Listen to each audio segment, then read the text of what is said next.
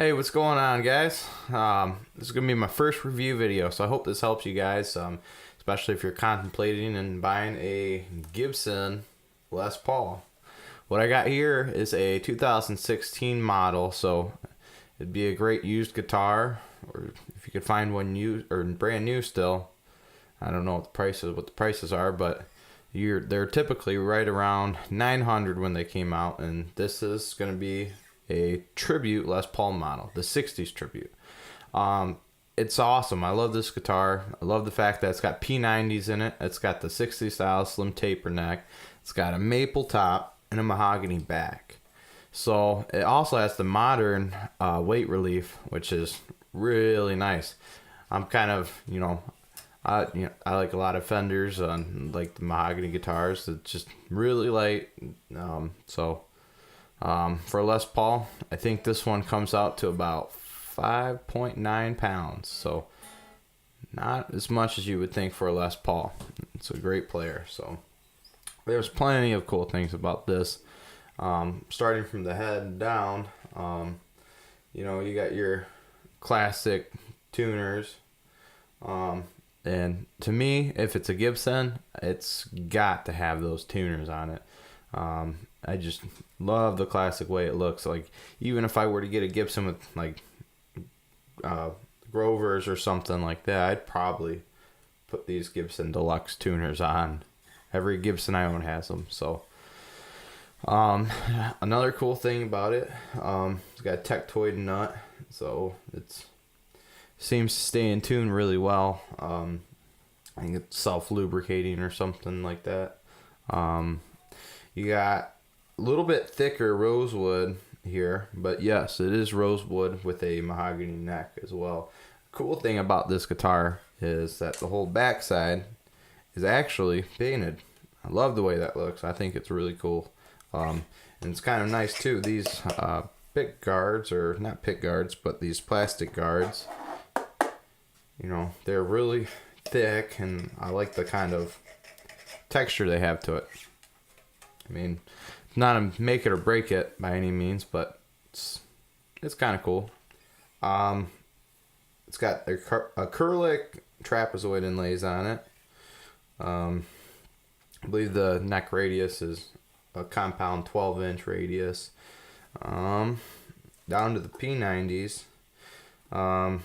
It is wired into 500K volume and tone pots, from what I've seen on their website, and it's just a kind of natural looking sunburst. I believe you could get these in 3 different colors. You got black, and then you got the vintage sunburst, which is kind of like this but a little darker and fades out to the black. Those are cool too, but out of all 3, I preferred this one the best. I think the other pickup styles you could get them in, I believe, are like the 490Rs or 498s or something like that. I'm sure I'm gonna get a couple people correcting me on that, but a couple things too. You got the Tune-O-Matic bridge on it. It's a nice bridge. Reflector knobs, gold knobs. I mean, I think that's beautiful. Gives it that nice vintage look to it. Just the gold top hat knobs are cool too, but I'm not a big fan of the just big round knobs, whatever those things are called. Alright guys, so we're going to give you guys a little bit of a listen here. First things first, I'm going to talk about the setup. I'm going to be playing it directly through a Fender Hot Rod Deluxe. I'd like to thank you guys for watching so far, even if you skipped ahead to this part, but I understand, I do it too.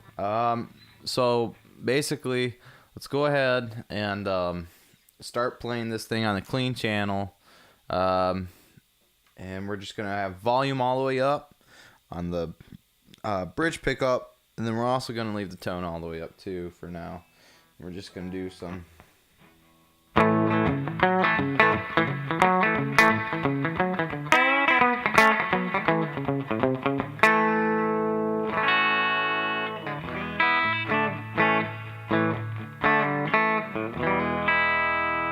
It's got a really nice bright tone.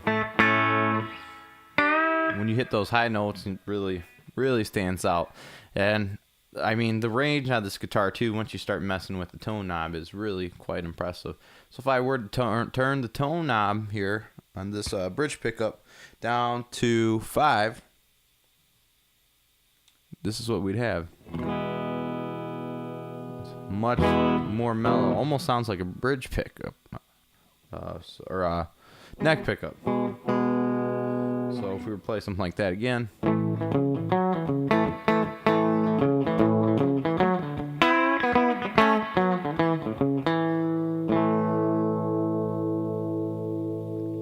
So much more mellow. And this is with it all the way off.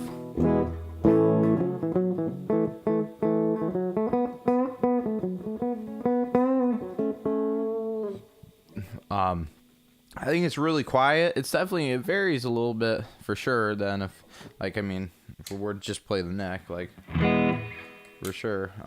But it's kind of nice because you can get that mellow tone like in a neck pickup or something without having to switch over to that if you want something definitely different. So it's cool for like soft parts, like kind of settle.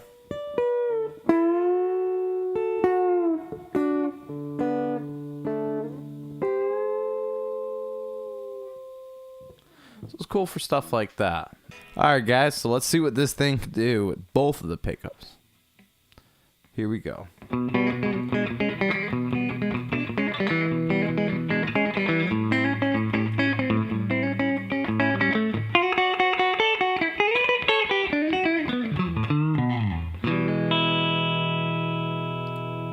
So there's both. I'm going to skip over the tone, and I'm sure you guys figure it probably does some cool stuff with the, endless possibilities of tone with this thing. Alright guys, so now we're to the neck pickup. Let's just go with the tone all the way up, volume all the way up. Let's see what we get here. I'm playing like a soft chord thing.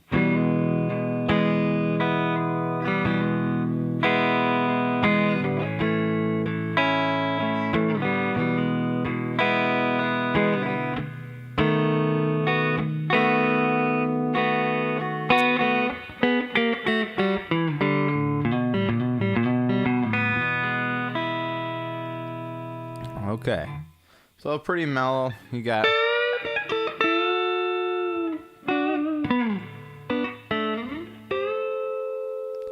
you can do some pretty cool things, and it's definitely awesome for really soft lead parts. I use this guitar quite a bit when I'm kind of doing something with an acoustic and I want a really subtle, kind of like nice, full, warm tone to it. So I mean, it's a great guitar for that, and I mean, it definitely has its place when you're recording. You also get some cool distorted tones out of it. But here, let's go to the tone knob at half. So much more bassy.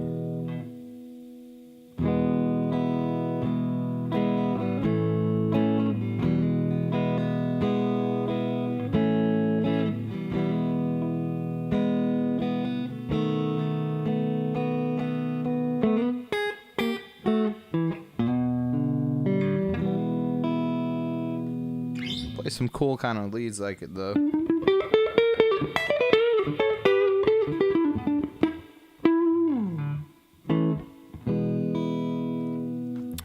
So, yeah, there's a lot of cool things you can do. It sounds really cool. Kind of get that, I guess, slash kind of tone when you start rolling off on that tone knob on your neck pickup, and you got your wah going, and you get that,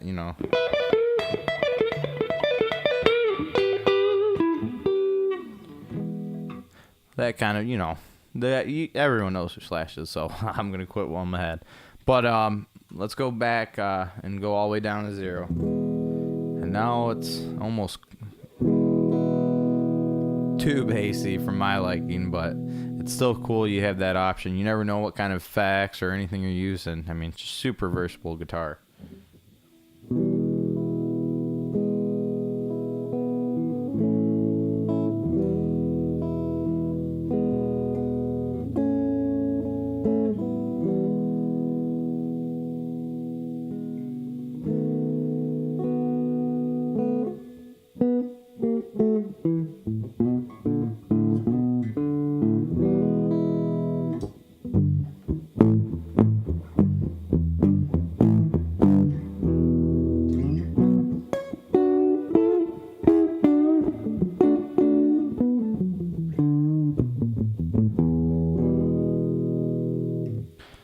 So there it is. That is the clean channel. Let's get into a little bit of a crunch.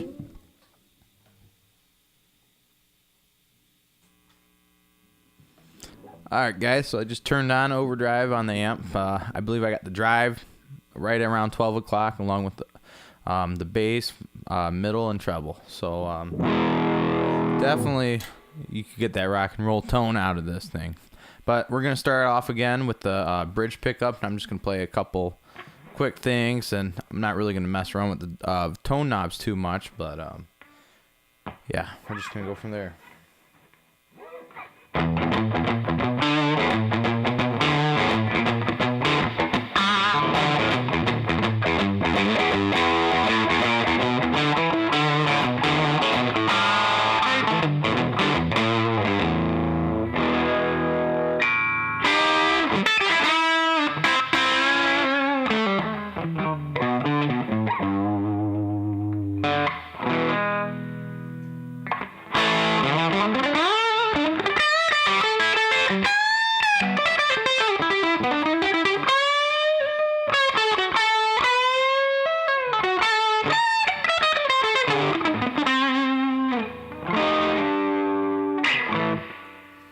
So it's definitely got that classic Les Paul sustain on it. I mean, just playing it with the guitar off, I mean, it's got a nice almost acoustic tone. You kind of tell right away it's going to have a good sustain just by playing without an amp. But you definitely get some awesome grit out of it, and I love the way it sounds. But let's go into the neck pickup right now. It's definitely got that bassier kind of tone.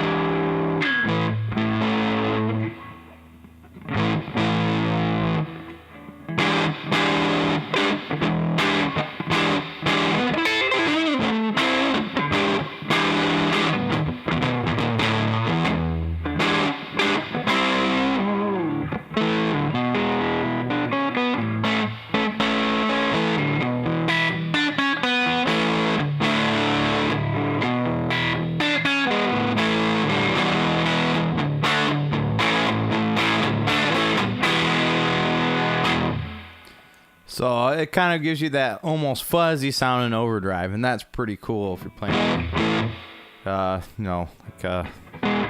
kind of rock. So definitely another cool variation you could do there.